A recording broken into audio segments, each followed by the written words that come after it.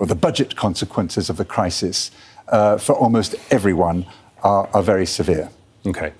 Well, from the macroeconomic picture to the micro, take a look at this, because as energy prices put pressure on the UK economy, not all businesses can adapt. Camille Nedelec has been at an independent bakery in Reading in the UK, where the owners told her about the costs they just can't avoid. Turning down the heat to save on energy bills just isn't an option for businesses like UK bakeries. The cakes, pastries and breads that are sold here must be cooked in an oven, for some in temperatures as high as 250 degrees Celsius for around 25 minutes. So there's no wriggle room there. Plus, as this bakery sells wholesale, it's considering a fuel surcharge if fuel costs continue to rise.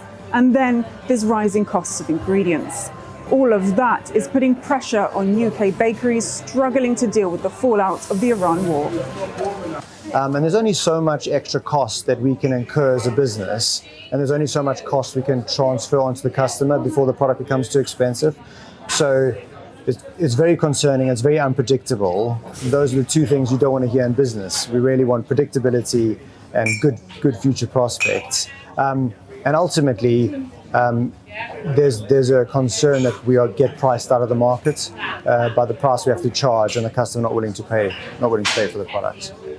This bakery's energy bills doubled in 2022 and never went back down, and now are expected to go up by another 25% this summer.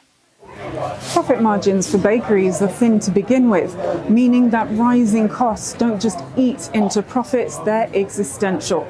In recent months, at least 9 bakeries across the country have shut, including some that had been in operation for hundreds of years. While the UK economy is doing better than expected for now, inflation is forecast to go up, meaning that even popular businesses like this one will be feeling the pinch. Camille Nedelec, Al Jazeera, Reading. Small businesses crying out for help, governments potentially finding it harder and harder to offer help. That is it from us here in London. From me, Jonah Hull. Back to you in Doha.